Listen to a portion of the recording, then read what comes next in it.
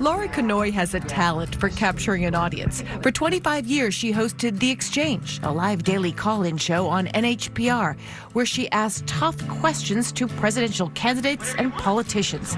Before leaving radio in 2021, she took on a new challenge. She wrote her first novel, a work of historical fiction, The Shopkeeper of Alsace. So the book from start to finish was 7 years. So I started researching and writing in 2018, the fall of 2018, and in the fall of 2025, I was a traditionally published novelist, so it's a long time. Laura wrote her book in her home office in Concord, surrounded by pictures and memorabilia reminiscent of her time as an award-winning journalist.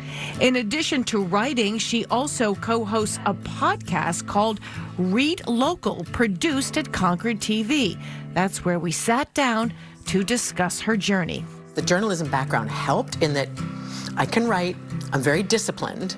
You know, I am going to sit down and write, and I can do research, and I can fact check, and so all that I'm very good at. The book blends fiction with real events and people. When she was in college, Laura spent a semester in France, where she became friends with an older woman named Annette.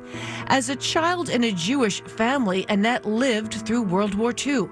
Annette's mother was Sarah. Sarah was the shopkeeper of Alsace. Annette was 8 years old when the Nazis crossed the Rhine River and basically invaded her town, her city, Colmar.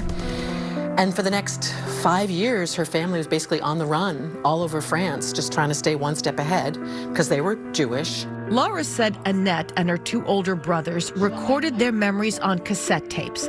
Annette passed away, but Laura was able to speak to her brother, Sarah's oldest son, Jacques, who was 95 when Laura began her research. He was a teenage boy when his country was crumbling. He's trying to run for safety, and there's Stuka bombers, these bombers that every single survivor of that war talks about because they screamed when they came down. Also, there were some letters from Sarah herself about her wartime girlhood in Poland. She was a teenage girl in Poland during the First World War, and then she took those lessons from the First World War and applied them to the Second World War. So she'd seen this movie before, and she knew what to do. Laura is excited to share her book at libraries and local bookstores, including the well-known Gibson's bookstore in downtown Concord. You can find signed copies on the shelves there. Laura also read an excerpt from her novel. At age 14, I learned that war isn't just what happens at the battlefront. Behind the lines, it's poverty and hunger. It's frantically gathering your belongings and fleeing when the night is its blackest. Laura is already working on her next novel, which will be set in Strasbourg, France.